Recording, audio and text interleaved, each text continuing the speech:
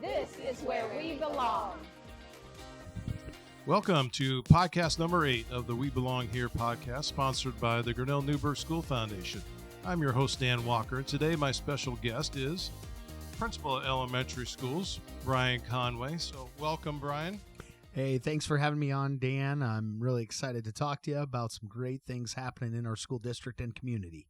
Well, this is kind of when I have people on here, it's a little bit of a teaser because I have something I want to talk about at the end, but I think it's always unique that we talk about who you are, where you came from, and what you did, especially since you are alumni from Grinnell High School and made the choice and came back. And I think that's a great thing over the last 3 or 4 weeks that we've talked about with people on this podcast of the Grinnell alumni that grow up here and then go away and then do come back and then become part of an influential part of the school system or just business place. So I will start this with is take a few minutes to tell our listeners a little bit about where you grew up, and this part of it will say what part of town you grew up on, different elementary schools that you may have hit because you were definitely in the grade system where there was 3 distinct elementaries depending on what side of the town you lived in, high school, where you went to college, and then what your first job was when you got out of college. Yep.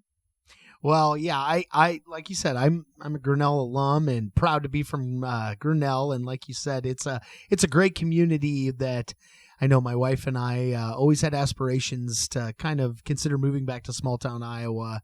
And we thought Grinnell was a unique and great community to raise kids where they can really find their niche and, really discover what they're passionate about. But yeah, like you said, I grew up in Grinnell. My dad was a high school business teacher and coached many sports in the district. And my mom worked for a couple different banks in town when I grew up. And I was a North Sider in town, and I had the advantage of going to Bailey Park Elementary, and I really enjoyed my time at Bailey Park. I always lived in pretty close proximity. I grew up on Spencer Street in Grinnell, for those familiar, and my parents kind of then ended up building a house on the north side of town when I was kind of at the tail end of my elementary career, heading into Grinnell Middle School, and then lived there until I graduated Grinnell High School. But I took advantage of all Grinnell had to offer. I enjoyed being a part of the choir and band growing up, and I stuck with band all throughout high school and played 4 sports in high school. And so it's a great size of district where kids can be involved in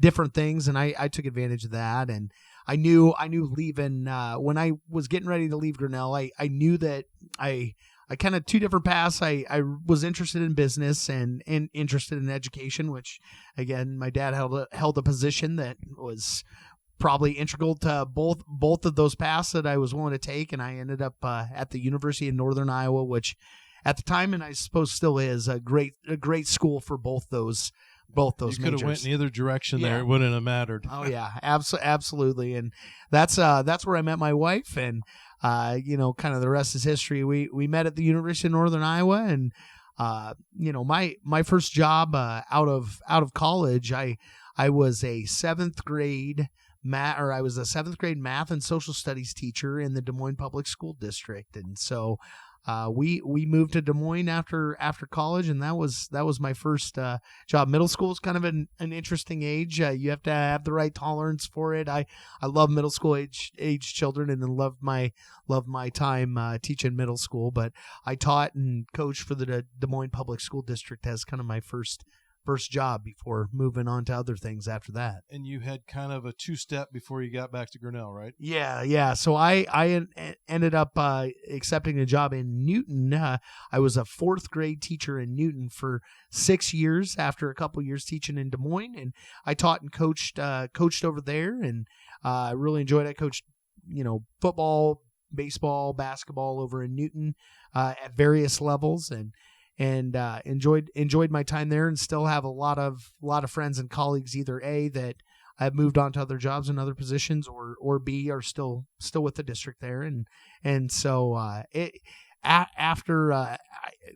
shouldn't say after, but during my time in Newton, I decided I wanted to go back and get my administrative degree, and had a couple, principals that encouraged me to do so. And so I did that. And there was a year towards my tail end of my career in Newton where I served as an instructional coach for a couple different buildings, which helped to provide instructional leadership for our teachers, much like the positions we have in Grinnell. And so that was a great experience of being able to help adult learners. And then there was a elementary job open in Grinnell. It would have been for the 2015-16 school year, and that's when I got my first job back at Bailey Park Elementary. So my back where you started. Oh yeah. So it was exciting, and I was lucky enough to be able to teach with somebody be able to lead a building where one of my previous teachers worked, and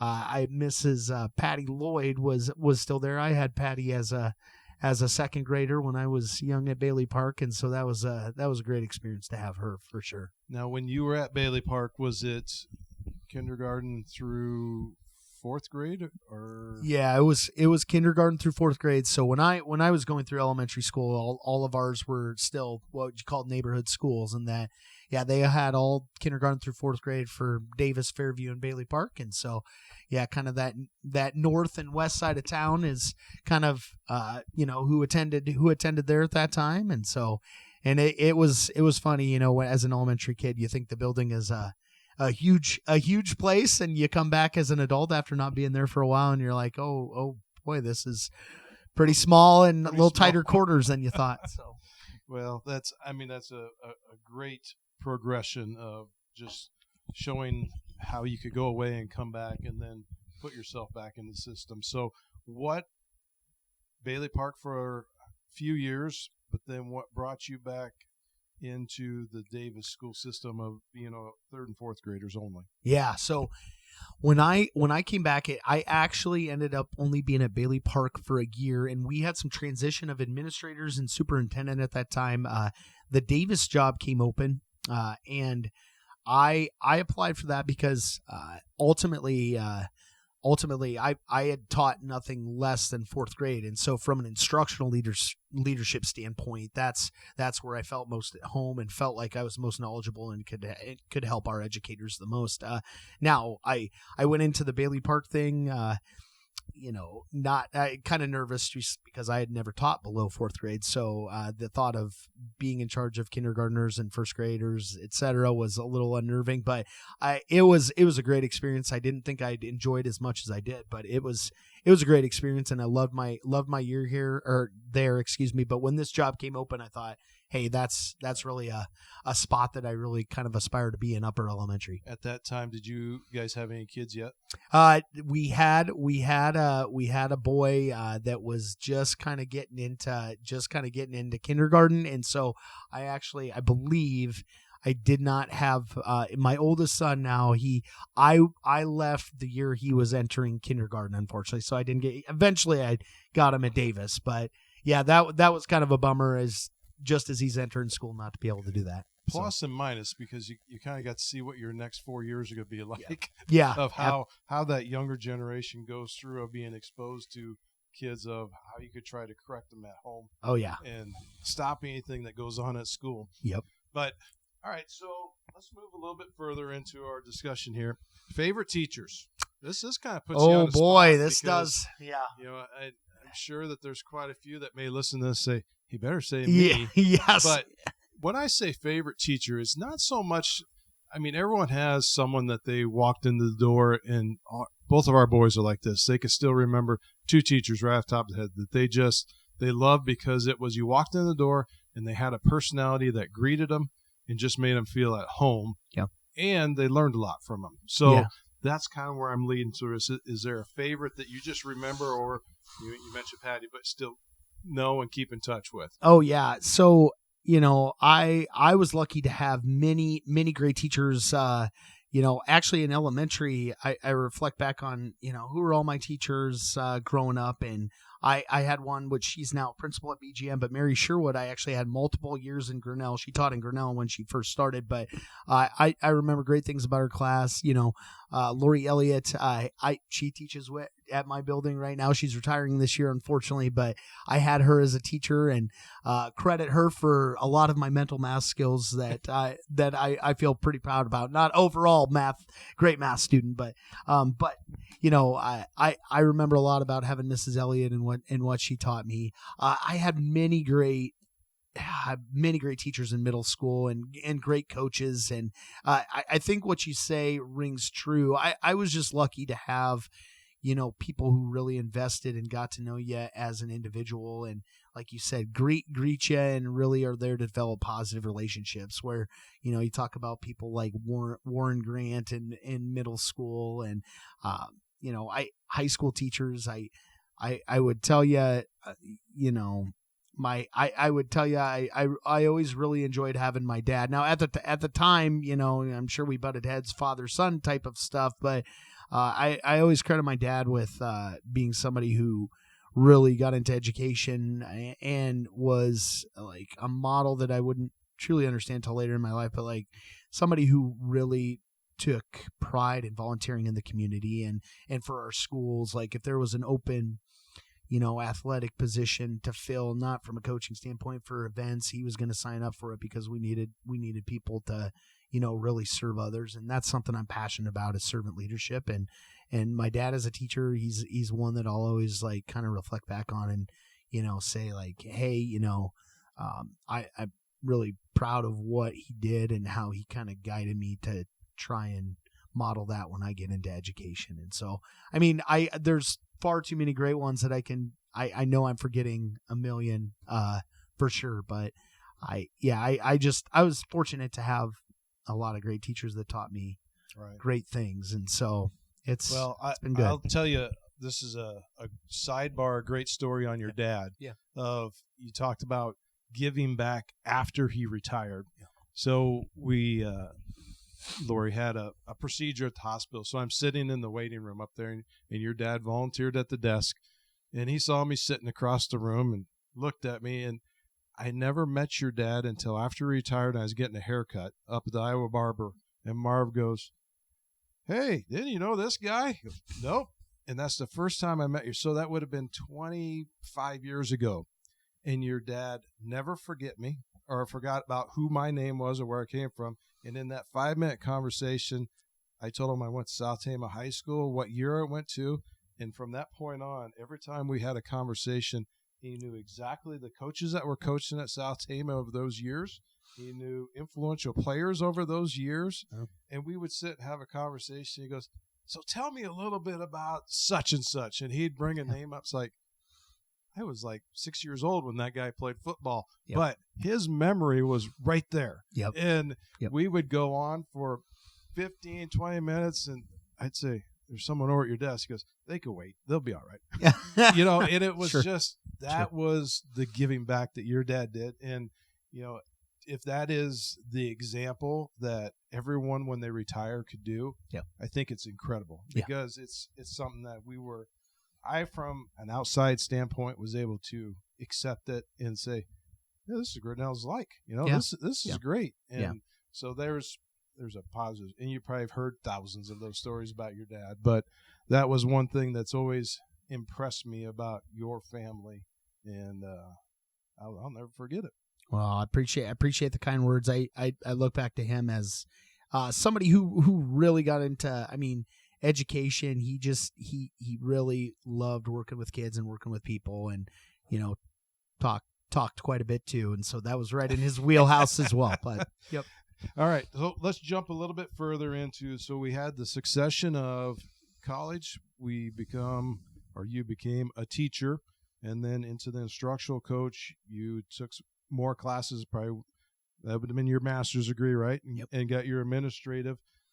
As you look back on that progression after you become a principal, is everything kind of fall in the place of how you thought it would go? I think different things like transpire, that some things come at you quicker than you think timing wise. I look at kind of my journey through education as a pretty sequential thing, and I'm glad it kind of transpired that way. like I said, I enjoyed my time at middle school, and to a certain extent, when you talk about dealing with discipline and dealing with different things with different obstacles kids have with school and things that you got to work around. That was a great learning experience for me. But going down to elementary and upper elementary is kind of where my comfort zone was. But then when making the decision to go back to to grad school, becoming an instructional coach really gave me the opportunity to really help like adult learners, because that's a big part of the job as well. Not just dealing with kids and families, but really working with people and helping them grow and be successful in their position. And so that was kind of a good sequential kind of step through education for me. And I from an administrative standpoint, it's been a journey where I'd say you get into it and there's a lot of different things that transpire and, things you take on that you wouldn't expect. I've learned, not that I'm necessarily all knowing about technology, but taking on different responsibilities that you do in a district and learn about. And so you learn how the whole system works has been a great experience for me, for sure. Well, I think some of the misconception from the outside is just what you briefly talked about, discipline and dealing with students. That is, in my opinion, now that my wife has worked in the school system as an administrative assistant for you, that and listening to school board meetings, that's like such the smallest part of what your job is. Yeah. And if you just kind of briefly talk about some of the positions of, I know that you did curriculum for the whole school system. Sure. Just kind of touch a little bit on that so people know that they're just not here to be the disciplinary person. Yeah, absolutely. I would tell you that, there's been quite a few different jobs that you take on in addition to being a principal. Like some of the different ones that I've held that, you'll learn a lot from. I know there was a year where I helped a lot. Now I might be opening myself up to criticism. I don't know, but early on with Infinite Campus in our change to a student data management system, it was in a transition year, actually our first year after I was switching over to Davis and some people had left, and so I had to take kind of a leadership role in getting that all rolled out, and that's a big thing as far as getting data switched over and getting parents kind of set up so that our communication systems are in line and that we're able to get information to them in a timely fashion. That's something from a tech side of things that I probably, if I got into a principal position, I wouldn't have expected to take on or expect to know some of the ins and outs of something like that. In addition, I know we'll talk about some different things later on as well, but I would tell you a lot of, which is a great thing about our community, but there's been a lot more community collaboration. And as far as I can tell, compared to previous districts I've been in, I would tell you that's a great positive, but there's a lot more community engagement and interaction with the community that I participate in, and that's a great thing because I want to be a part of those things. But I feel like if I were to take on a principal job in a different town or position, there wouldn't be as much about that, and that really goes into the collaborative spirit that our community has and doing what's right for kids and really working together to do that. And so that's definitely been a positive. But yeah, you mentioned curriculum stuff from time to time. I help with some tag related stuff, Title I. It's kind of a smorgasbord of different things that different testing systems that we do in the district. It's kind of a lot of different things. It's not just serving our kids on a day in, day out basis, but that's ultimately the number one goal though, is, you take all those extra responsibilities, but you center your time and prioritize what's most important. And that's our kids each and every day, to make sure they can have a safe place to learn, Right. each day. Well, so. and the learning process over the years has definitely changed. Yeah. I mean, if you go back to when you started, and I'm 12 years older than you, so that's even further removed of how we learned when we were young. Yeah. Which that kind of gets us to the next point, is continuous learning. So as we talk about the next subject, you're here for a normal school year. Yep. And then after the school's out, a lot of the teachers go enjoy their summer off. But you and Lisa York are in charge of our summer school program. And for the past many years, it's always been right here at Davis. Yeah. And due to circumstances that's going to unfold, as of the closing of Davis School, it's now going to transfer to to Grinnell High School High this School. year. Yeah. And but over these years, as this whole thing's build up, what is the main purpose of summer school for our elementary kids, or however grade it goes up to? Yeah, I would tell you that it's not a singular purpose, but that we have several areas we prioritize, but we have several areas that we're really trying to attack with summer school. Now, from an academic standpoint, we're really working on stemming kind of the summer slide that some kids experience. Like, our goal is to get kids to engage with education, and we focus on literacy because at the elementary level, literacy is kind of the keys to the car to be able to access a lot of different content areas. So our main focus is that, but that's not the sole content that we focus on during summer school. But one of our main goals from an academic standpoint is really hitting that summer slide. Number two, we want to provide our kids with kind of varied experiences that maybe in the summer some of our kids aren't getting those experiences. I talked about collaboration, but we're a part of the Grinnell Education Partnership, so the GEP in town, and we have different entities that come together to collaborate. I just got done with a meeting yesterday with them that, we're planning to interview for AmeriCorps team members in addition to us to assist our teachers, but not just for us, but for the other programs like Link and for, the library this summer, as well as like the Grinnell Early Learning Center. It's really a collaborative effort to help provide our kids with unique experiences in town, and get access to that. Third, we're trying to serve some of those other needs that kids have. Maybe they need a couple meals a day. That's food insecurity could be something that we're looking at. Well, in our program, we always house it. It previously was at Davis, and we'd have our summer breakfast and lunch program here, so that kids have easy access. They come here, and we ensure that they get breakfast and lunch each day at a bare minimum, and it's free. And so like that was a big benefit. But things like that, or that they need access to positive role models during the summer, and that's a goal that we're trying to achieve. So we have a few different goals, and Grinnell, that's one of the reasons my wife and I moved back, is the experiences, or the variety of experiences that are available to kids in our town. I would challenge people for a lot of towns our size. I think we have something going well in Grinnell, and our summer school is just a part of that in the wheel. Well, and I know that you talked about the testing, or the literacy that scale has improved by you see the people that are in the summer school program. Yeah. I think so many people may have the thought process of 20 years ago you went to summer school because you may needed to go to summer school. And with some of the stuff that Liz Hanson has shared with me, that it's people that it isn't the ones that may need it, but the continuous education and having that stuff going into their heads all the time, and they make them enjoy learning, that they see that level playing across there.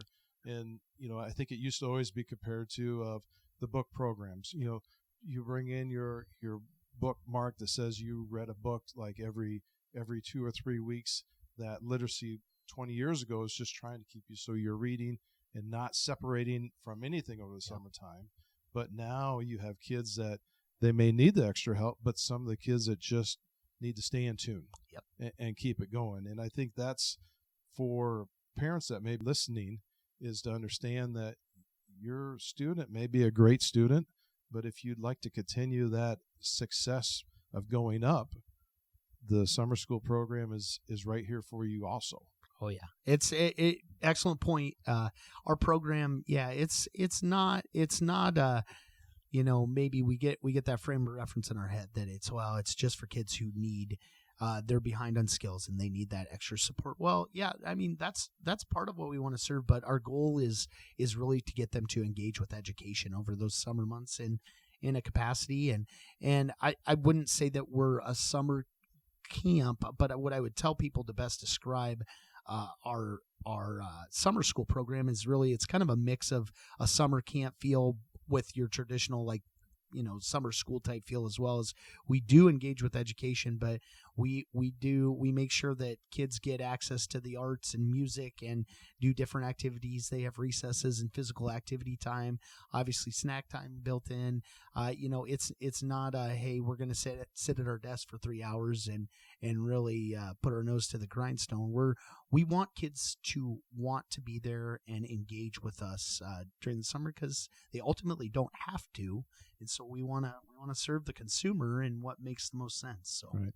Is there, through the literacy study, is there some key subjects that you guys try to focus on? Yeah, we definitely. I mean, phonics is a big focus area for us, and I would tell you, like, at our level, K through 4, we're really hammering home phonics instruction to kids, and we get into kind of fluency and comprehension, but there's so many different avenues you could take with comprehension. It's kind of a thing where kids, as they're getting into upper elementary, once they have the minimum skill requirement that they're able to achieve and read, we can start to teach them how to be more successful and how to comprehend different types of texts, etc. So I would tell you, if there's a skill area that we're really looking to solidify in a program like this, phonics would be a big focus area for us. So we're hitting that target group of kindergarten through 4th grade. Yep. So obviously you and Lisa can help manage it, but you need more help. Yeah. So how many teachers does it take to make this thing work? Yeah. So we usually try to shoot for 100 kids per summer, if at all possible. And so with our setup, we staff that typically with about 6 teachers, my mistake, 6 teachers. So we'll have, kind of think of it like some gen ed classrooms in a way, a general education classroom, where we'll have these big groupings of, like, say 20 some kids. But then we might have teacher that might, and they're doing different things as far as small group instruction and doing some different, like, activities with the kids. But then we also have a teacher that really works on, like, pulling kids to work with them in smaller groups and working on some specific skills. We also employ, like we said, people like Mrs. Molly Lofton and Farron Johnson in the past who have split kind of a position where they will, we'll have X amount of days of music and X amount of days per art. And so we typically hire 6 teachers from our district. And then in addition, we talk about the collaboration with the community entities. We utilize AmeriCorps members each summer to help those teachers in the classroom, because, if we're starting with a group of low 20s in the classroom, while we might have kids doing different things and moving throughout the building, we want to make sure that we have some extra assistance in the room so that they can help kids be successful with what they're doing. So. Which we'll put a little plug in for Liz Hanson right now. So if anyone is on the Facebook page for the GNSF, I think it was either last night or this morning, I saw that post for helpers. So if there's any parents that are listening that have college kids or in that age range, or they could be graduates that are looking for a job in the summer, those positions are up for interviews or applications. So look on the Facebook page. You can click on that, and I think there is a period of time coming up, because I know that is a big benefit. I mean, it does 2 things. If you're someone that's wanting to get into teaching, it kind of gives them the ability to come in and see what classrooms are like. Do I really, if you're 1 or 2 years into college and you haven't gone into any classroom through classroom teaching of college, that you could see it, feel it a little bit. Am I going to be able to handle that age group of kids, and then make the decision to keep moving forward? And get paid for it. Yeah. So that's a really good opportunity for kids that are going through college. And I want to add, Dan, to your comment there, is we've also been lucky enough over the past, I'm dating myself, I don't know how many years, but each year we have had Grinnell grads that have picked up AmeriCorps positions each year, and that's been great when we talk about giving back to the community. Even though they're in college, they come back for those summer jobs, and we'll have some Grinnell College people, but recent Grinnell High School graduates or Grinnell grads who are in college have always been a staple of our AmeriCorps positions each summer. So. Right. So looking at about 100 kids. So, and then we bring in the teachers with the students being led by them, probably getting experience both directions. Yeah. How is it funded? What makes or what brings the dollars that we have teachers aren't going to come in and do it for free. Yeah. The AmeriCorps is a grant system that helps supplement it, but what is the funding that comes in to pay the teachers to come in and do this? I mean, a student base, there has to be a fee towards it. Yeah. So what we're able to do, with Iowa's funding system with education, there are a couple ways that we're able to use money from the state to help fund this. A couple different ways that we're able to use some Title I money, and as well as I believe some literacy money, but there's a couple different ways that they can use to kind of fund a majority of this. But then, like you mentioned, there's certain things that we always kind of work collaboratively for to seek out grants, or, we engage with the community to see if they're willing to help fund like things like snacks for the summer, because there are costs to things that, when we talk about, hey, we need to pay our staff to be a part of it.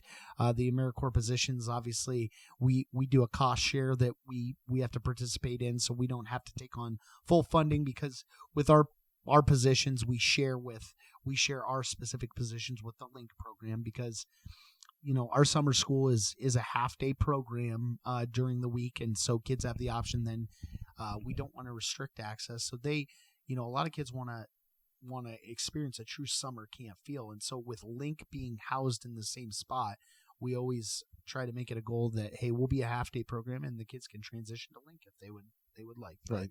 But yeah, the funding goes through a couple different things that we can utilize as a district, in addition to some grants that we seek out each year. In I would say the past 4 years, the state of Iowa nutrition program has filled in the blank and helped with like the lunch program. Yep. I think even a breakfast program absolutely. Too. So like you talked about, having nutrition in our children is a plus. And, unfortunately there is some kids that when they're not in school, they don't necessarily have the nutrition that's available that is during the school year. Absolutely. Okay. So let's talk about measurement of goals. Liz told me that you have statistics that over the past years of having the summer school program, what is the measure of kids who don't go to summer school, or kids who may have needed the little bit of, you called it the summer school slide, to eliminate that? What is measured of when they go into the fall? I mean, can you see that, or how is that measured, that you notice we see a difference, the kids that participated versus the kids that may not have? Yeah. So we look each year, just multiple. We kind of collect multiple data points. One is just our program in general, which, we want to make sure that at the very minimum that they maintain or grow during their time with us, and the goal is to really decrease the summer slide situation. Is we're really looking at that. Our goal that if a kid has participated in the summer, our hope is that they are starting at where they left off at the end of the previous grade. Now, the truth might be that we bumped them up a little bit over the summer, but since we're not a full summer program, once they're just getting back into school, there can be a little bit of kind of getting back into the swing of things. Right. But our goal when providing instruction is to ensure that we are really focusing on getting those kids that, hey, they ended last year here. We want them for sure starting at that point, if not higher, to start next fall. And we've seen great results. Like it depends on the year, and with COVID kind of playing a factor into kind of summer school operations and how schooling ran, there was a little bit of dip in like the ability of, kids to access different things during that time period. But we have seen, from sorry, I don't have the numbers like right in front of me, but to tell you just in a generally speaking is we typically within our summer school program, we have 90 to 95% of our kids that experience growth over the summer. And the ones that don't, oftentimes you can look back and kind of attribute to that attendance maybe has not been the greatest. And that's not always a bad thing because kids are participating in a lot of different things over the summer with activities, but and we try to be flexible to that. So, but our kids, we've seen, and I would tell you from a district standpoint, when I look at low socioeconomic like statistics, I would tell you, wow, the state's reading proficiency in regards to like that demographic or subset of population, like reading proficiency has kind of trended in a downward model where we have flatlined or increased slightly with that population. And I think that's attributed to not just summer school, but a variety of different things. But our summer school program definitely helps that. Right. Well, if there are parents that are listening that say, this is the first time I ever heard of Grinnell having a summer school program, where is it that they can go to either in the school system, or who do they reach out to possibly think about signing their kids up for summer school? Yeah. So we kind of have a tiered process. We start with an invitation kind of tier in that we identify some needs that kids have and see if families are interested in that. And that actually kind of takes place. Initial invites happen before spring break. And then we kind of get into a kind of a tier after that. We give a couple weeks for people to sign up. And if they're still unsure, that's okay. When we're shooting for kind of 100, we then open it up to the general public and anybody can kind of sign up. And like you said before, it doesn't have to be that I'm not reading at a proficient level. I could be well above that. It's more about engaging with education. But that comes about April, and we look to like solidify our roster by about the first week in May. And so, if they have questions about who they could reach out to, they'd reach out. They can definitely reach out to me, or Miss York.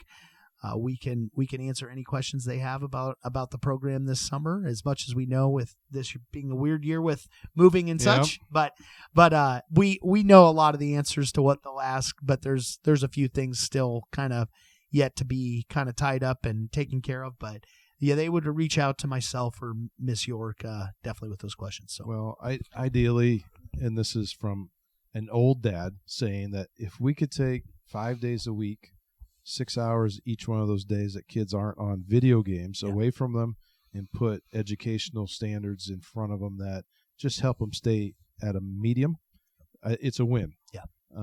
And then when you add sports and activities that Grinnell has gracefully all the way around, there shouldn't be a reason why a kid would be on an Xbox or I lose track of all the different platforms that they could be on, but they definitely could get a little bit more out of it by staying out of the video games. Sure. So, well, Brian, thank you very much for taking your time. Is there anything that you would like to add on? We've talked about a lot of things this afternoon. Yeah. But anything you want to add on to the listeners about the summer school program I may have missed? Yeah, I would just say as kind of a closing statement on that is that, for parents to kind of watch for information coming out soon. It'll be coming out prior to spring break and then shortly thereafter spring break. And I would just say I'm always thankful about, like I hit upon earlier, with kind of the collaborative spirit in town, because for us to run the type of program that we have, it really takes collaboration with entities. And, and something I didn't really hit upon, but Drake Community Library serves our kids at our summer school. They come to our schools to serve. Tilly Woodward at Grinnell College with the Arts Center comes to do activities with our kids here too, in addition to different things we do. So it's kind of a team effort. And we've always been very, very thankful for the team effort that helps us to allow the type of program we want to run. So right. Well, it definitely makes Grinnell what Grinnell is. Yeah. And as I close, I just want to say thank you again. And I think you and Lisa was gone today, but you're definitely both examples of this whole podcast. When I say that, I mean, we all belong here. Yeah. And that is the focus of the Grinnell Newberg School Foundation, is to bring individuals in to talk about why we do belong here and its efforts that you guys have together and keep this program running. And you have to have interest and love in it. And I think everyone that we bring on here and talk to definitely shows that. And I just want to say thank you. So, No, I appreciate it. So, as we close out here, I'd like to thank our guest, Brian Conway. I'm your host, Dan Walker, and thank you for joining us on the We Belong Here podcast, brought to you by the Grinnell Newberg School Foundation.